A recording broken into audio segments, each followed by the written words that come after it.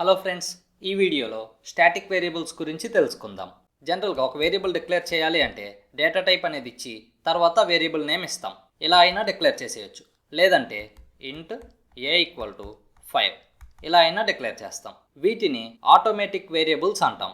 మనమేమో ఇలా డిక్లేర్ చేసేస్తున్నాం, కానీ దీనికి ముందు ఆటో అని ఉన్నట్టే మనం కూడా ఇవ్వచ్చు ఇలా ఆటో అని చెప్పి. ఇవ్వకపోయినా పర్వాలేదు, ఓకే. అలాగే ఈ స్టాటిక్ వేరియబుల్స్ని డిక్లేర్ చేయాలి అంటే ఇక్కడ చూడండి, ఇంట్ బి అని ఇస్తున్నా, లేదంటే ఇంట్ బి ఈక్వల్ టు 5 అని ఇస్తున్నా. దీనికి ముందు ఆటో అని ఇచ్చే బదులు స్టాటిక్ అని ఇస్తాం.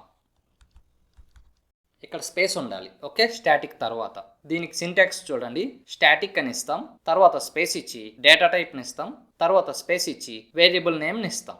దానికి వాల్యూ ఇనిషియలైజ్ చేయాలి అనుకుంటే చేస్తాం, లేదంటే ఇవ్వం, ఓకే. ఈ ఆటోమేటిక్ వేరియబుల్స్కి ఇలా ఇంట్ ఏ అని చెప్పి ఇచ్చి వాల్యూ ఏమీ ఇవ్వకపోతే గార్బేజ్ వాల్యూ ఉంటుంది. అంటే మనం ఏమీ ఇనిషియలైజ్ చేయకపోతే 124, 255 ఇలా ఏదో ఒక పిచ్చి వాల్యూ ఉంటుందన్నమాట. అందుకే దాన్ని గార్బేజ్ వాల్యూ అంటాం. గార్బేజ్ అంటే చెత్త అని మీనింగ్ తెలుగులో. అదే ఈ స్టాటిక్ వేరియబుల్స్కి అయితే ఇలా వాల్యూ ఏమీ ఇవ్వకపోతే ఇలా డిక్లేర్ చేసామనుకోండి, అప్పుడు దీనికి స్టార్టింగ్లో 0 వాల్యూ ఉంటుంది. ఏ వేరియబుల్ని డిక్లేర్ చేసినా కూడా మన కంప్యూటర్లో మెమరీ అనేది అలొకేట్ అవుతుంది. సి ప్రోగ్రామింగ్లో డిఫరెంట్ మెమరీస్ ఉన్నాయి, వాటి గురించి డీటెయిల్డ్గా మీకు ఇంకొక వీడియోలో చెప్తాను. ప్రస్తుతం ఈ వీడియోలో స్టాటిక్ వేరియబుల్స్ అర్థం చేసుకోవడానికి మాత్రమే చెప్తాను, ఓకే. ఈ ఆటోమేటిక్ వేరియబుల్స్ ఉన్నాయి కదా, ఇవన్నీ ఏమో స్టాక్ అనే మెమరీలో స్టోర్ అవుతాయి, ఓకే. ఇది స్టాక్ అనే మెమరీ అనుకుందాం. అలాగే డేటా అని చెప్పి ఇంకొక మెమరీ ఉంటుంది. ఇలా స్టాటిక్ అని ఇచ్చిన వేరియబుల్స్ అన్నీ కూడా ఈ డేటా అనే మెమరీలో స్టోర్ అవుతాయి.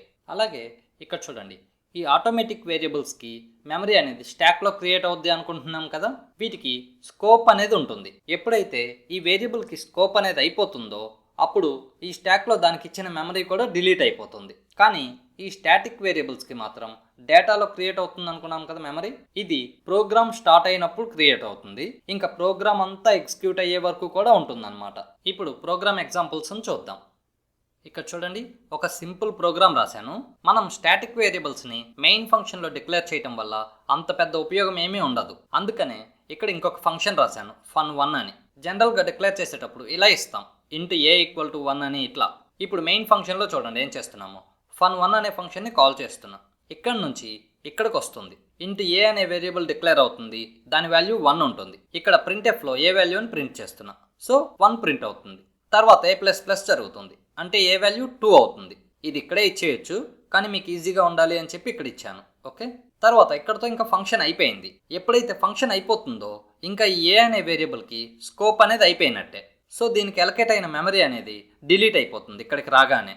ఇక్కడ నుంచి ఈ ఫంక్షన్ ఎక్కడ కాల్ చేసామో అక్కడికి వెళ్తుంది. తర్వాత మళ్ళీ 12th లైన్కి వస్తుంది, మళ్ళీ fun1 అని కాల్ చేస్తున్నా, సో మళ్ళీ ఇక్కడ నుంచి ఇక్కడికి వెళ్తుంది. దీని లోపలికి వచ్చి మళ్ళీ ఇంట్ ఏ అనేది డిక్లేర్ అయ్యి మళ్ళీ ఏ వాల్యూ 1 అవుతుంది. తర్వాత ఈ ప్రింట్ఎఫ్ ఎగ్జిక్యూట్ అయినప్పుడు ఏ వాల్యూ మళ్ళీ 1 ప్రింట్ అవుతుంది. ఒకసారి ఈ ప్రోగ్రామ్కి అవుట్పుట్ చూద్దాం. ఇక్కడ చూడండి, ఫస్ట్ టైం fun1 అనే ఫంక్షన్ కాల్ చేసినప్పుడు ఏ వాల్యూ 1 ప్రింట్ అయింది. తర్వాత fun1 అనే ఫంక్షన్ కాల్ చేసినప్పుడు ఏ వాల్యూ 1 ప్రింట్ అయింది. ఇది మామూలుగా డిక్లేర్ చేసినప్పుడు. ఇప్పుడు స్టాటిక్ అని డిక్లేర్ చేస్తే ఏమవుతుందో చూద్దాం. ఇక్కడ చూడండి, సేమ్ అదే ప్రోగ్రామ్, జస్ట్ ఇక్కడ బి అనే వేరియబుల్ తీసుకున్నాను, దీనికి స్టాటిక్ అని ఇచ్చాను. ఈ ప్రోగ్రామ్కి అవుట్పుట్ చూద్దాం. చూడండి, బి ఈక్వల్ టు 1 ప్రింట్ అయింది, తర్వాత బి ఈక్వల్ టు 2 ప్రింట్ అయింది. ఇలా ఎందుకు ప్రింట్ అయిందంటే ఇక్కడ చూడండి ఏం జరుగుతుందో. fun1 అని కాల్ చేసినప్పుడు ఇక్కడికి వస్తుంది కదా, సో ఫస్ట్ ఇక్కడ బి వాల్యూ 1 ఉంటుంది, 1 ప్రింట్ అయింది. తర్వాత b++ జరిగింది, 2 అవుతుంది. ఇది స్టాటిక్ వేరియబుల్ కాబట్టి మెమరీ అనేది ఎక్కడ క్రియేట్ అవుద్దని చెప్పాను, డేటా అనే దాంట్లో క్రియేట్ అవుద్ది అని చెప్పా. దాంట్లో ఇంకా బి వేరియబుల్ అనేది ప్రోగ్రామ్ అంతా ఉంటుంది అని చెప్పాను, అవునా. సో ఈ బి వేరియబుల్కి ఇక్కడ 2 వస్తుంది కదా, ఆ 2 వాల్యూ డేటాలో అలాగే ఉంటుందన్నమాట. ఇక్కడతో ఇంక ఈ ఫంక్షన్ అనేది అయిపోయింది. ఇక్కడికి వెళ్తుంది, మళ్ళీ fun1 అనేది కాల్ చేశాను, ఇక్కడ నుంచి మళ్ళీ ఇక్కడికి వస్తుంది. ఇలా వచ్చినప్పుడు ఇక్కడ మళ్ళీ స్టాటిక్ ఇంట్ అని చూసుకున్నప్పుడు అది డేటాలో ఉందా అని చూసుకుంటుంది. ఈ బి వేరియబుల్ ఉంటే ఇంకా మళ్ళీ ఇదంతా డిక్లేర్ అవ్వటం, ఈ ఇనిషియలైజ్ అవ్వటం ఇది జరగదన్నమాట. ఈ పాయింట్ గుర్తుపెట్టుకోండి, ఇది చాలా ఇంపార్టెంట్. ఇది జరగకుండా డైరెక్ట్గా ఈ ప్రింట్ఎఫ్ దగ్గరికి వెళ్ళిపోతుంది, బి వాల్యూ ప్రింట్ అవుతుంది. బి వాల్యూ ఎంత ఉంది, ఇందాక 2 ఉంది, సో 2 ప్రింట్ అవుతుంది ఇక్కడ. తర్వాత మళ్ళీ b++ జరుగుతుంది, అంటే బి వాల్యూ 3 అవుతుంది. ఇక్కడతో ఈ ఫంక్షన్ అయిపోయింది, మళ్ళీ ఇక్కడికి వెళ్ళిపోతుంది. సో ఇక్కడతో ఇంకా ప్రోగ్రామ్ కూడా అయిపోయింది. అందుకే b వాల్యూ 1 ప్రింట్ అయింది, తర్వాత 2 ప్రింట్ అయింది. ఇప్పుడు నెక్స్ట్ ఎగ్జాంపుల్ చూద్దాం. ఈ ఎగ్జాంపుల్లో చూడండి, సేమ్ ప్రోగ్రామ్ రాశాను, కాకపోతే ఈ ఫంక్షన్ లోపల వేరియబుల్ని డిక్లేర్ చేయకుండా ఈ అన్ని ఫంక్షన్స్ కంటే ముందు ఇక్కడ డిక్లేర్ చేశాను. ఇలా డిక్లేర్ చేస్తే వీటిని గ్లోబల్ వేరియబుల్స్ అంటాం. ఈ గ్లోబల్ వేరియబుల్స్కి కూడా మెమరీ అనేది డేటాలోనే క్రియేట్ అవుతుంది. అంటే ఇవి కూడా ప్రోగ్రామ్ అంతా ఎగ్జిక్యూట్ అయ్యేంత సేపు ఉంటాయి. దీనికి ఏమో అవుట్పుట్ వస్తుందో చూద్దాం. ఇక్కడ చూడండి, b = 1, b = 2 వచ్చింది. ఎందుకంటే ఇక్కడ ఫస్ట్ b వాల్యూ 1 ఉంటుంది, ఈ ఫంక్షన్ని కాల్ చేసాం, ఇక్కడ నుంచి ఇక్కడికి వెళ్తుంది, b వాల్యూ 1 ఉంది కాబట్టి అది ప్రింట్ అయిపోతుంది. తర్వాత b వాల్యూ 2 అవుతుంది, ఈ ఫంక్షన్ ఇక్కడతో అయిపోయింది, మళ్ళీ ఇక్కడ నుంచి ఇక్కడికి వస్తుంది, మళ్ళీ ఇంకోసారి కాల్ చేసాం ఈ ఫంక్షన్ని, సో ఇక్కడ నుంచి మళ్ళీ ఇక్కడికి వెళ్తుంది, ఇక్కడ b వాల్యూ 2 ప్రింట్ అవుతుంది. ఇక్కడ మీకు ఒక డౌట్ రావచ్చు, మరి గ్లోబల్ వేరియబుల్లా డిక్లేర్ చేయడానికి స్టాటిక్ వేరియబుల్లా డిక్లేర్ చేయడానికి డిఫరెన్స్ ఏంటి అని. అదేంటో నెక్స్ట్ ఎగ్జాంపుల్లో మీకు ఈజీగా అర్థమవుతుంది. ఇక్కడ చూడండి, ఈ ప్రోగ్రాంలో మన టాస్క్ ఏంటంటే, ఇలా 2 ఫంక్షన్స్ ఉన్నాయి అనుకుందాం. ఏ ఫంక్షన్ని కాల్ చేసినప్పుడు ఆ ఫంక్షన్ని ఎన్నిసార్లు కాల్ చేసామో అది ప్రింట్ అవ్వాలన్నమాట. ఓకే, ఇక్కడ చూడండి, fun1 అని 2 టైమ్స్ కాల్ చేస్తున్నా. సో ఫస్ట్ టైం వచ్చినప్పుడు function1 ఈజ్ కాల్డ్ 1 టైమ్ అని ప్రింట్ అవ్వాలి. తర్వాత సెకండ్ టైం కాల్ చేసినప్పుడు function1 ఈజ్ కాల్డ్ 2 టైమ్స్ అనేది ప్రింట్ అవ్వాలి. తర్వాత function2ని కాల్ చేస్తున్నా, అప్పుడు ఇక్కడికి వస్తుంది function2కి. ఇక్కడ ఏం ప్రింట్ అవ్వాలంటే function2 ఈజ్ కాల్డ్ 1 టైమ్ అనేది ప్రింట్ అవ్వాలి.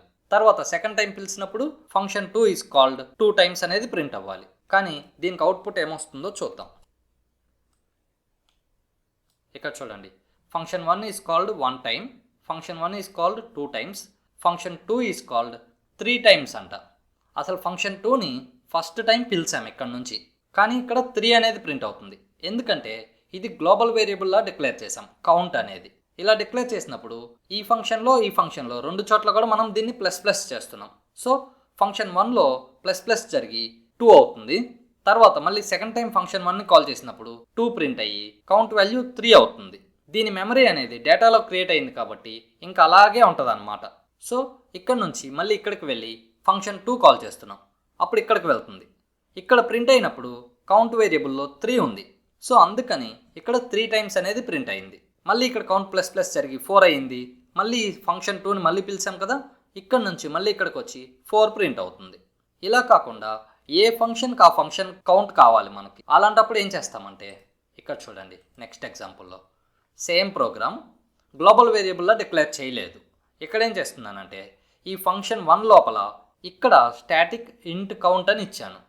అలాగే function2లో మళ్ళీ స్టాటిక్ ఇంట్ కౌంట్ సేమ్ వేరియబులే ఇచ్చాను. చూడండి, డిఫరెంట్ అయినా తీసుకోవచ్చు, సేమ్ అయినా తీసుకోవచ్చు. ఎందుకంటే ఇలా ఫంక్షన్ లోపల వేరియబుల్స్ని డిక్లేర్ చేసినప్పుడు దీని స్కోప్ అనేది కేవలం ఫంక్షన్ వరకు మాత్రమే ఉంటుంది. అది స్టాటిక్ వేరియబుల్ అయినా లేదంటే ఆటోమేటిక్ వేరియబుల్ అయినా. ఓకే, సో ఈ కౌంట్ వేరియబుల్ అనేది డేటాలో మెమరీ క్రియేట్ అవుతుంది. దీని వాల్యూ 1 ఉంటుంది. ఎప్పుడైతే ఇక్కడ function1ని కాల్ చేస్తున్నామో అప్పుడు ఇక్కడికి వచ్చి ఫస్ట్ టైం డిక్లేర్ అవుతుంది, ఇనిషియలైజ్ అవుతుంది, అదే వాల్యూ ప్రింట్ అవుతుంది. తర్వాత కౌంట్ ప్లస్ చేస్తున్నా, సో 2 అవుతుంది. ఇప్పుడు ఇక్కడ నుంచి మళ్ళీ fun1 దగ్గరికి వెళ్తుంది.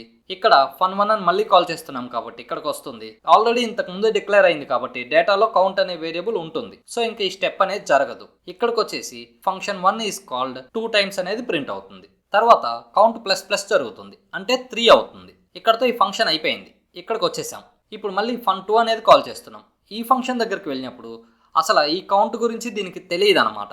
ఎందుకంటే ఇది ఈ function1 లోపల ఉంది కాబట్టి దీనికి ఇది కొత్త వేరియబుల్ లాగా అనుకుంటుంది. స్టాటిక్ వేరియబుల్లా ఇచ్చినా ఈ ఆటోమేటిక్ వేరియబుల్లా ఇచ్చినా కూడా దీని స్కోప్ ఎక్కడ దాకా ఉంటుందంటే ఈ కౌంట్కి ఈ ఫంక్షన్లో మాత్రమే ఉంటుంది. ఇప్పుడు ఇక్కడ స్టాటిక్ అని ఇచ్చాం కాబట్టి ఈ కౌంట్ వేరియబుల్కి కూడా డేటాలో క్రియేట్ అవుతుంది మెమరీ అనేది. దాని వాల్యూ 1 అవుతుంది first time. function2 is called 1 time అనేది ప్రింట్ అవుతుంది. తర్వాత కౌంట్ ప్లస్ చేస్తున్నాం, అంటే దీని వాల్యూ 2 అవుతుంది. ఇప్పుడు ఇక్కడ నుంచి మళ్ళీ ఇక్కడికి వెళ్ళిపోయి ఈ fun2 అనే ఫంక్షన్ కాల్ అవుతుంది. సో మళ్ళీ ఇక్కడికి వస్తుంది. ఆల్రెడీ ఇందాకే డిక్లేర్ అయిపోయింది. సో డేటాలో ఈ వేరియబుల్ ఉంది అని దానికి తెలుసు అనమాట. ఇంకా మళ్ళీ ఈ స్టెప్ జరగకుండా ఇక్కడికి వెళ్ళిపోతుంది. function2 ఈజ్ కాల్డ్ 2 టైమ్స్ అనేది ప్రింట్ అవుతుంది. ఒకసారి దీని అవుట్పుట్ చూద్దాం. చూడండి, function1 is called 1 time, function1 is called 2 times, function2 is called 1 time, function2 is called 2 times. Okay, ఈ స్టాటిక్ వేరియబుల్ వల్ల మెయిన్ యూజ్ ఏంటంటే ఈ ఫంక్షన్ వరకే స్కోప్ ఉంటుంది, కానీ దాని వాల్యూ మాత్రం హ్యాపీగా ప్రోగ్రామ్ అంతా గుర్తుపెట్టుకుంటుంది. ఇప్పటి వరకు మనం రాసిన అన్ని సి ప్రోగ్రామ్స్ కూడా ఒక్క ఫైల్లోనే రాసాం. ఇప్పుడు మీకు నెక్స్ట్ చెప్పబోయే ఎగ్జాంపుల్లో ఒకే సి ప్రోగ్రామ్ని 2 ఫైల్స్లో రాశాను. అది ఎలా ఉంటుందో చూద్దాం. ఇక్కడ మీకు ఒక కొత్త విషయం చెప్పాలి. అదేంటంటే ఇక్కడ చూడండి, హ్యాష్ ఇంక్లూడ్ అని చెప్పి stdio.h అని ఇస్తాం కదా. ఎందుకని? stdio.h అనే హెడర్ ఫైల్ ఇంక్లూడ్ చేసుకోవడానికి మన ప్రోగ్రాంలో. ఇలాగే మనం సి ప్రోగ్రామ్ రాసేటప్పుడు కూడా ఒకే ఫైల్లో రాయకుండా మల్టిపుల్ ఫైల్స్లో రాసుకోవచ్చు. అలాంటప్పుడు మెయిన్ అనేది ఒక్క ఫైల్లోనే రాయాలి ఖచ్చితంగా, మిగతా ఇంకే ఫైల్లో కూడా రాయకూడదు. అలాగే మిగతా ఫైల్స్ని మనం ఇంక్లూడ్ చేసుకోవాలి అంటే ఇలా ఇవ్వాలి, హ్యాష్ ఇంక్లూడ్ అని ఇచ్చి స్పేస్ ఇచ్చి డబుల్ కొటేషన్స్లో వేరే ఫైల్స్ ఏముంటాయో వాటి నేమ్స్ ఇవ్వాలి. ఇక్కడ ఈ ప్రోగ్రామ్కి నేను example6 అని తీసుకున్నాను కాబట్టి example6 ఫైల్ 2 అనే దాన్ని ఇంక్లూడ్ చేశాను. దీని పేరు చూడండి, example6 ఫైల్ 1. ఈ ఫైల్ 1 అనే దాంట్లోనేమో మనం ఇదంతా రాసాం, ఈ మెయిన్ ఫంక్షన్ని, fun1 అనే ఫంక్షన్ని, వీటన్నిటిని రాసాం. ఈ example6 ఫైల్ 2లో ఒకసారి చూద్దాం. ఈ ఫైల్లో fun2 అనే ఫంక్షన్ని రాశాను. దీని గురించి మీకు ఇప్పుడే చెప్తాను. ఓకే, ఇప్పుడు ముందు ఇక్కడ ఏం చేస్తున్నామో చూద్దాం. ఇక్కడ చూడండి, 2 ఫంక్షన్స్ని తీసుకుంటున్నాను. ఇందాక రాసినట్టే గ్లోబల్ వేరియబుల్ని డిక్లేర్ చేస్తున్నాను, n=1 అని చెప్పి. ఇలా గ్లోబల్ వేరియబుల్లో డిక్లేర్ చేసినప్పుడు ఇది కూడా డేటాలో క్రియేట్ అవుతుంది మెమరీ. సో ఇది ప్రోగ్రామ్ అంతా ఉంటుంది. ప్రోగ్రామ్ అంటే గుర్తుపెట్టుకోండి, ఒక ఫైల్ కాదు, మనం రాసిన అన్ని ఫైల్స్ కలిపి ఒక ప్రోగ్రామ్. ఓకే, ఇప్పుడు ఈ fun1 అనేది కాల్ చేసినప్పుడు ఈ ఫంక్షన్ 1 దగ్గరికి వెళ్తుంది, ఇవి ప్రింట్ అవుతాయి. ఈ fun2 అని కాల్ చేసినప్పుడు ఇక్కడ ఆల్రెడీ మనం ఈ సెకండ్ ఫైల్ని ఇంక్లూడ్ చేసుకున్నాం కదా, ఈ ఫైల్లో ఏముందో కూడా తెలుసు అనమాట. సో fun2 అనే ఫంక్షన్ ఇక్కడ ఉంది. ఎప్పుడైతే ఇక్కడ fun2 అని కాల్ చేస్తున్నామో ఇక్కడ నుంచి ఇక్కడికి వెళ్ళి ఈ ఫంక్షన్ లోపల ఉన్నది ఎగ్జిక్యూట్ అవుతుంది. కాకపోతే ఇక్కడ ఒక కొత్త విషయం మీరు తెలుసుకోవాలి. అదేంటంటే ఈ ఫైల్లో అసలు n అనే వేరియబులే తెలియదు. దీనికి n అనే వేరియబుల్ ఇక్కడ డిక్లేర్ చేయలేదు. చూడండి, ఈ వేరియబుల్ తెలియదు. ఇది ఎక్కడ డిక్లేర్ చేసాం? ఫైల్ 1లో డిక్లేర్ చేసాం గ్లోబల్ వేరియబుల్ లాగా. సో ఈ ఫైల్ 2లో ఆ n అనే వేరియబుల్ని మనం యాక్సెస్ చేయాలి అంటే ఇలా ఇవ్వాలి, extern అని ఇచ్చి స్పేస్ ఇచ్చి ఇంట్ స్పేస్ ఇచ్చి n. అంటే అక్కడ ఎలా డిక్లేర్ చేసామో సేమ్ అదే ఇస్తాం, కాకపోతే ముందు extern అనేది ఇవ్వాలి. extern అంటే ఎక్స్టర్నల్ అని మీనింగ్. అంటే ఈ ఫైల్లో కాకుండా ఇంకా వేరే ఏదో ఫైల్లో ఈ వేరియబుల్ ఉంది అని చెప్తున్నాం అనమాట. ఇలా 2 ఫైల్సే కాదు, ఎన్ని ఫైల్స్ అయినా రాసుకోవచ్చు. అప్పుడు వేరే ఫైల్లో ఉన్న వేరియబుల్ని మనం ఈ ఫైల్లో యూస్ చేయాలి అంటే ఆ వేరియబుల్కి ముందు ఎక్స్టర్న్ అనేది ఇస్తాం. ఓకే, ఇప్పుడు n వేరియబుల్ని హ్యాపీగా యాక్సెస్ చేసుకోవచ్చు. ఇలా ప్రింట్ చేసినప్పుడు దాని వాల్యూ ప్రింట్ అవుతుంది. ఈ ప్రోగ్రామ్కి అవుట్పుట్ని చూద్దాం. ఇక్కడ చూడండి, గ్లోబల్ వేరియబుల్లో డిక్లేర్ చేసాం కాబట్టి మనకు ఆల్రెడీ దీని అవుట్పుట్ ఇందాకే తెలుసు. ఫస్ట్ 1 ఉంటుంది, తర్వాత 2, తర్వాత ఫంక్షన్ 2ని కాల్ చేసినప్పుడు దాంట్లో n వాల్యూ 3 ప్రింట్ అవుతుంది, తర్వాత 4 ప్రింట్ అవుతుంది. ఈ ఎగ్జాంపుల్ మీకు ఎందుకు చెప్పానంటే ఇలా గ్లోబల్ వేరియబుల్లా డిక్లేర్ చేసినప్పుడు దీన్ని కూడా మనం స్టాటిక్ వేరియబుల్లా డిక్లేర్ చేయొచ్చు. అప్పుడు ఏం జరుగుద్దో చూద్దాం నెక్స్ట్ ఎగ్జాంపుల్లో. ఇక్కడ చూడండి, సేమ్ ప్రోగ్రామ్ ఇప్పుడు మీకు చెప్పిందే, కాకపోతే ఇంట్ n అని డిక్లేర్ చేసిన దానికి ముందు స్టాటిక్ అని ఇచ్చాను. సో ఇది గ్లోబల్ వేరియబుల్ అవుతుంది, ఎందుకంటే అన్ని ఫంక్షన్స్ కంటే ముందు డిక్లేర్ చేసాం కాబట్టి. అలాగే గ్లోబల్ వేరియబుల్తో పాటు స్టాటిక్ వేరియబుల్ కూడా అవుతుంది. మరి ఫంక్షన్ లోపల డిక్లేర్ చేస్తేనేమో దాని స్కోప్ అనేది ఫంక్షన్ వరకే అని చెప్పాను స్టాటిక్ వేరియబుల్స్కి. మరి ఇలా గ్లోబల్ వేరియబుల్లో డిక్లేర్ చేసినప్పుడు దీని స్కోప్ ఎక్కడి వరకు ఉంటుందంటే ఈ ఫైల్ మొత్తం ఉంటుంది. ఓకే, అంటే దీన్ని ఈ ఫైల్ కాకుండా వేరే ఫైల్స్లో n వేరియబుల్ని మనం యాక్సెస్ చేసుకోవటం కుదరదు ఇలా స్టాటిక్ అని ఇస్తే. ఇప్పుడు ఈ ఫైల్ 2లో ఏం రాశానో చూద్దాం. సేమ్ ఇందాకట్లాగానే extern అని ఇచ్చాను, int n అని ఇచ్చాను, అలాగే ఫంక్షన్ 2ని కూడా రాశాను. కానీ ఈ ప్రోగ్రామ్ని ఎగ్జిక్యూట్ చేద్దామని ట్రై చేస్తే ఏమవుతుందో చూద్దాం. ఇక్కడ చూడండి, static declaration of n follows non static declaration. Main ఇక్కడ దీని అర్థం ఏంటంటే ఇక్కడంతా స్టాటిక్ అని చెప్పి డిక్లేర్ చేసామంట, కానీ నాన్ స్టాటిక్గా దీన్ని యాక్సెస్ చేయడానికి ట్రై చేసామంట. అంటే స్టాటిక్ కాని వేరియబుల్స్ని యాక్సెస్ చేస్తాం కదా ఇలా. సో అలాగే దీన్ని కూడా ట్రై చేసామంట, అందుకని ఎర్రర్ వచ్చింది. అంటే ఈ గ్లోబల్ వేరియబుల్స్లో డిక్లేర్ చేసినప్పుడు స్టాటిక్ అని ఇచ్చాము అంటే కేవలం ఈ ఫైల్లో మాత్రమే ఆ వేరియబుల్స్ని యాక్సెస్ చేయగలం, వేరే ఫైల్స్లో యాక్సెస్ చేయలేం. అలా వేరే ఫైల్స్లో కూడా కావాలి అనుకుంటే స్టాటిక్ అని ఇవ్వకూడదు. దీనివల్ల యూజ్ ఏంటంటే కొన్నిసార్లు పాస్వర్డ్స్కి సంబంధించి కానీ లేదా ఇంపార్టెంట్ వేరియబుల్స్ ఉంటాయి, కొన్ని సెక్యూరిటీకి సంబంధించినవి, ఇలాంటి వాటిని ఆ ఫైల్లో మాత్రమే యాక్సెస్ చేసుకునేటట్టు ఇస్తాం, వేరే ఫైల్స్లో నుంచి యాక్సెస్ చేసుకోవడానికి ఇవ్వం. అలాంటప్పుడు ఈ స్టాటిక్ గ్లోబల్ వేరియబుల్స్ని యూజ్ చేస్తాం. ఒక్కసారి ఇప్పటి వరకు మనం తెలుసుకున్న టాపిక్స్ అన్నీ కూడా రివైజ్ చేద్దాం. జనరల్గా మనం డిక్లేర్ చేసే వేరియబుల్స్ ఏమో automatic variables. Static variables declare చేయాలి అంటే డేటా టైప్కి ముందు స్టాటిక్ అని ఇస్తాం. ఆటోమేటిక్ వేరియబుల్స్ ఏమో స్టోర్ అయ్యేది స్టాక్ అనే మెమరీలో, స్టాటిక్ వేరియబుల్స్ స్టోర్ అయ్యేది డేటా అనే మెమరీలో.